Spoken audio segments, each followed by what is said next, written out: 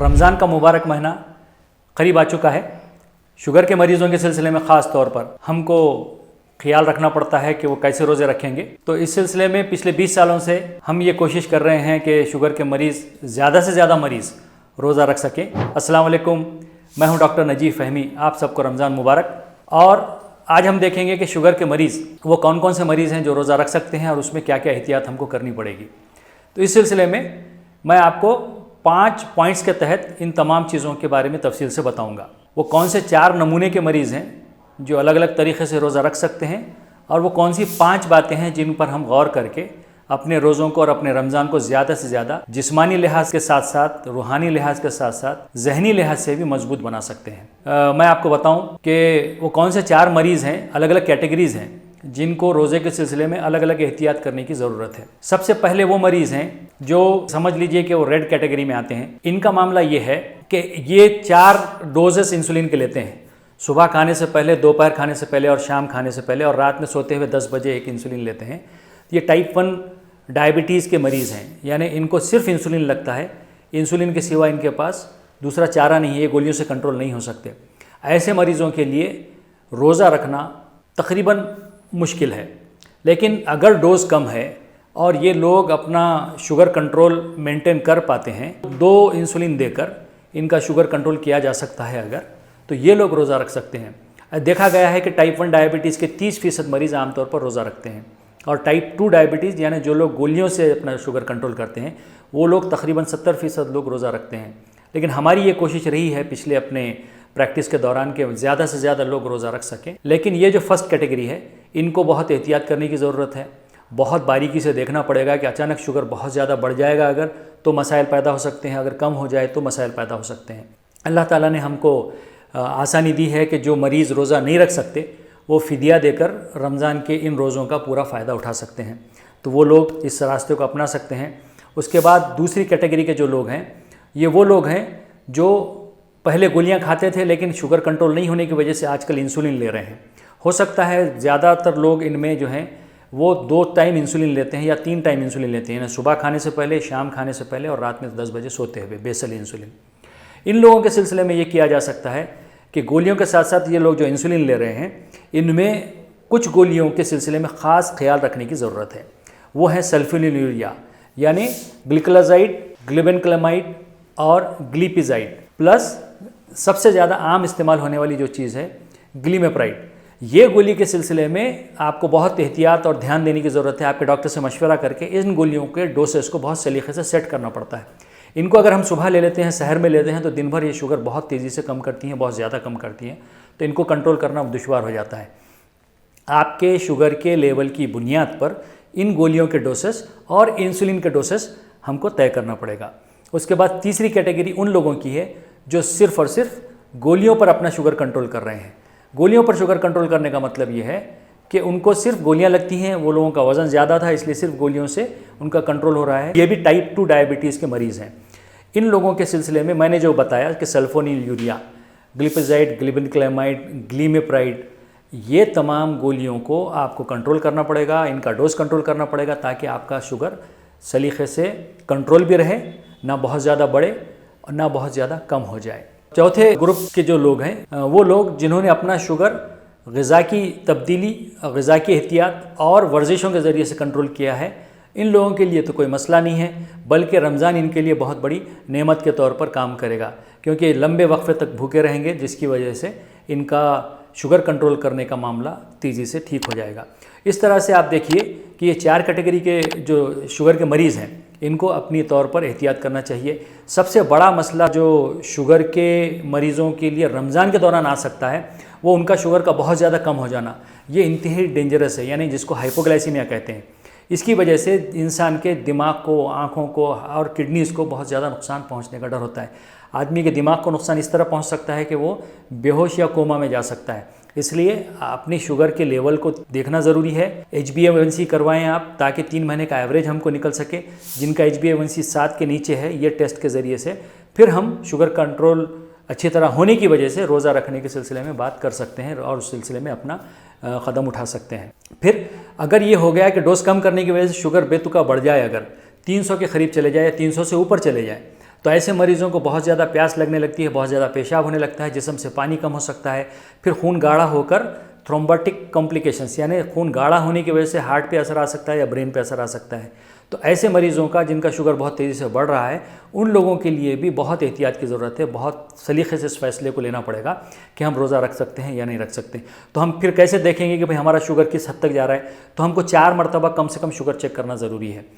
सुबह सहर के बाद 2 घंटे के बाद हमको शुगर चेक करना चाहिए, दोपहर में एक बार शुगर चेक करना चाहिए, इफ्तार से पहले एक बार शुगर चेक करना चाहिए और इफ्तार के बाद एक बार शुगर चेक करना चाहिए। अगर हम इन 4 औक़ात पर शुगर चेक करते हैं और उन पर नज़र रखते हैं कि बहुत ज़्यादा शुगर कम तो नहीं हो गया, यानी 70 के नीचे तो नहीं चले गया या फिर 300 के ऊपर तो नहीं चले गया, अगर ये तमाम चीज़ें हम नज़र रखते हैं तो शुगर का कंट्रोल करते हुए सलीके से रोज़ा रखकर हम फ़ायदा उठा सकते हैं। तो ये तो हो गया इलाज के सिलसिले में बात। शुगर के मरीज़ों के सिलसिले में खाने पीने का मामला थोड़ा सा समझ लेना ज़रूरी है, क्योंकि रमज़ान का महीना वैसे तो रोज़ा रखने का महीना है, कम खाने का महीना है, लेकिन मुसलमान जिस तरह से रोज़ा रखते हैं उसमें ये देखा गया है कि वो आम दिनों के मुकाबले में, सर्वे में ये बात साबित हो चुकी है कि आम दिनों के मुकाबले में वो लोग डबल खाना खाते हैं और बहुत ज़्यादा शुगर का इस्तेमाल होता है, बहुत ज़्यादा कार्बोहाइड्रेट यानी चावल का, रोटी का, मैदे का इस्तेमाल बढ़ जाता है, बेकरी के आइटम्स बढ़ जाते हैं और जो ड्रिंक्स हम पीते हैं, जो मशरूबात हम इस्तेमाल करते हैं उसमें शुगर की मकदार बढ़ जाती है, बहुत मीठे फ्रूट्स का इस्तेमाल बढ़ जाता है, खजूर का इस्तेमाल बढ़ जाता है। तो ये तमाम चीज़ें शुगर को बढ़ाने वाली हैं। तो आप देखिए कि कोशिश ये करनी चाहिए कि हमको सलीके से खाना खाएँ हम, वरना हमारा मामला ये हो गया है कि रमज़ान कम खाने का महीना है लेकिन हम आम दिनों से डबल खाना खा रहे हैं। तो हमको इस्लामी रोज़ा रखना चाहिए, मुसलमानों वाला रोज़ा नहीं रखना चाहिए। ख़ास तौर पे शुगर के मरीज़ों के लिए बहुत ज़्यादा ज़रूरी है। शुगर तेज़ी से बढ़ जाता है उस वक्त जब हम इफ़्तार करते हैं, बहुत हेवी इफ़्तार करते हैं। तो फिर हम कैसे खाएंगे? खाने के सिलसिले में आप ये तय कर लीजिए कि हमारा खाना सलीके से हो, ख़ास तौर पे इफ़्तार का वो ये हो कि हम हमारी जितनी ज़रूरत है उसका पाव हिस्सा यूँ कहिए कि इफ़्तार में खा लें हम, फिर इफ़्तार के बाद पाव हिस्सा खाएं, फिर इशा के बाद आधा हिस्सा खाएं, ताकि हमारा शुगर स्लोली बढ़े और हमारी गोलियों और इंसुलिन को ये वक्त मिल सके कि हम किस तरह से शुगर कंट्रोल कर सकते हैं। सहर के सिलसिले में बहुत जल्दी सहर करके सो जाना ये सही बात नहीं है, क्योंकि बहुत लंबे वक्फे तक फिर आप भूखे रहेंगे, उसकी वजह से फिर शुगर कम होने का खदशा बढ़ जाता है। इसलिए जो हुक्म इस्लामी लिहाज से है कि सहर में देरी करो, उसका फ़ायदा यहाँ पर शुगर के मरीज़ों को क्लियर कट देखने में मिलेगा कि वो लोग जितना ज़्यादा हो सकता है लेट खाएँ खाना, आखिरी हद तक खाएँ, और ताकि हमारा शुगर बहुत ज़्यादा कम होने से बच जाए। फिर खाने में किन चीज़ों का इस्तेमाल करें ताकि हमारा शुगर ना बहुत ज़्यादा कम हो जाए ना बहुत ज़्यादा बढ़ जाए? तो खाने में इस्तेमाल करने की जो चीज़ें रहेंगी, हमको प्रोटीन की मकदार यानी गोश्त, अंडा, चिकन, मछली, इन चीज़ों की मकदार बढ़ानी पड़ेगी और कार्बोहाइड्रेट्स यानी रोटी, चावल, बेकरी के आइटम्स, तली हुई चीज़ें, इन तमाम चीज़ों की मकदार को कम करना पड़ेगा। साथ में आप हेल्दी फ़ैट जो है वो इस्तेमाल कर सकते हैं। इसका अगर इस्तेमाल आप करते हैं तो प्रोटीन्स की वजह से आपको सुकून से बहुत ज़्यादा वक्फे तक भूख भी नहीं लगेगी, शुगर भी बहुत तेज़ी से नहीं बढ़ेगा और शुगर कम होने का खदशा भी कम हो जाएगा। साथ साथ ग़िज़ा की तब्दीली की वजह से आप कुछ वज़न पर भी अपने कंट्रोल कर पाएंगे। शुगर का इस्तेमाल नहीं के बराबर करें आप। ग़िज़ा में रोटी चावल का जब आप इस्तेमाल करेंगे तो आपकी जो शुगर की ज़रूरत है यानी कार्बोहाइड्रेट की जो ज़रूरत है उससे वो पूरी हो जाएगी। और मकदार कम रखें, और रोज़ा है ही इस वास्ते इसलिए कि हम जो है भूख का एहसास कर सके, इतना भी ज़्यादा ना खा लें कि हमको भूख का एहसास ही ना हो। तो ये तमाम चीज़ों पर आप गौर कर लीजिए ताकि आपका रोज़ा सलीके से हो सके। फिर आती है बारी वर्जिश की। वर्जिश के सिलसिले में आपको ये देखना चाहिए कि आपका शुगर अगर बहुत ज़्यादा फ्लक्चुएट होता है तो आप वर्जिश ना करें। इफ्तार के बाद या सहर से पहले 1 घंटा पहले आप अगर वर्जिश करते हैं तो बेहतर है। रोज़े के दौरान आप एक्सरसाइज ना करें ताकि बहुत ज़्यादा शुगर कम होने का मामला रहता है, क्योंकि वर्जिश खुद शुगर कम करने में मददगार साबित होती है। इसलिए हम रोज़ा रखते हुए वर्जिश करके बहुत ज़्यादा शुगर कम करना नहीं चाहेंगे, इसलिए इफ्तार के बाद हम वर्जिश कर सकते हैं या तरावी की नमाज़ के बाद। थोड़ी सी हमारी वर्जिश नमाज ज़्यादा होने की वजह से हो जाती है, लेकिन उसका बहुत गैर मामूली फ़ायदा वर्जिश के तौर पर हम नहीं ले सकते। नमाज को या तरावी को बहुत बड़ी वर्जिश नहीं ख्याल कर सकते, लेकिन कुछ लोगों के लिए वो भी एक अहम वर्जिश हो सकती है। इस तरह से ये वर्जिश का मामला हो गया। फिर आ गई बात नींद की। हमको नींद सलीके से करना ज़रूरी है। नींद का डिस्टर्बेंस रमज़ान में होता है और उसका भी एक प्रेशर जिस्म पे पड़ता है। तो शुगर के मरीज़ अपनी नींद का ख़ास ख्याल रखें। नींद डिस्टर्ब होने से आप खाना बराबर खा रहे होंगे, आप सलीके से दवाएं ले रहे होंगे, उसके बावजूद आपका शुगर शूट हो सकता है अगर आपकी नींद पूरी ना हो। नींद को अच्छी तरह से लेना, नींद अच्छी तरह से करना, यह आपके लिए बहुत ज़्यादा ज़रूरी है। तो ये कुछ बुनियादी बातें थी जो आम लोगों के लिए हो गई। इसी के साथ साथ वो मरीज़ जिनको कॉम्प्लिकेशंस हैं, यानी वो मरीज़ जिनको शुगर की बीमारी के साथ साथ किडनी का मसला है, जिनको कभी कुछ यूँ समझिए कि हार्ट के मसाइल पैदा हो चुके हैं, ख़ास तौर पर किडनी के मरीज़ जिनको किडनी का डैमेज हो चुका है या किडनी की दवाएं चल रही हैं, ऐसे लोगों के सिलसिले में ये है कि वो बहुत एहतियात करें रोज़ा रखते हुए। अगर बहुत ज़्यादा किडनी पे असर हो चुका है तो आप लोग शुगर का फ्लक्चुएशन तेज़ी से होने का ख़दशा रहता है, डिहाइड्रेशन की वजह से फिर किडनी को नुकसान होने का खदशा रहता है। शुगर के मरीज़ जिनको किडनी के मसाइल हैं वो लोगों के लिए ख़ास एहतियात की ज़रूरत है, क्योंकि रमज़ान में रोज़ों में जिस्म से पानी कम हो जाता है। पानी कम होना फिर किडनी पे प्रेशर डाल सकता है। इसलिए आपको किडनी की बीमारी के साथ अगर कोई मरीज़ है तो आपको अपने डॉक्टर से मशवरा करके उसका फ़ैसला लेना पड़ेगा।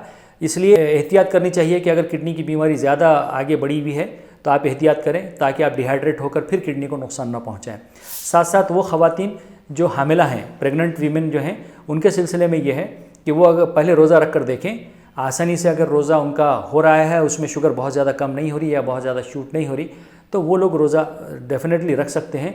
लेकिन अगर वो लोग इंसुलिन पर हैं, 4 टाइम इंसुलिन लेना पड़ रहा है या 3 टाइम इंसुलिन लेना पड़ रहा है और प्रेगनेंसी है, तो उनको फिर एहतियात कर लेना चाहिए। वैसे भी मैंने इससे पहले जिक्र किया कि अल्लाह ताला ने हामिला ख़वातीन के लिए कुरान में ख़ुद इस तरफ इशारा किया है कि वो फ़िदिया देकर अपने रोज़े को अदा कर सकते हैं।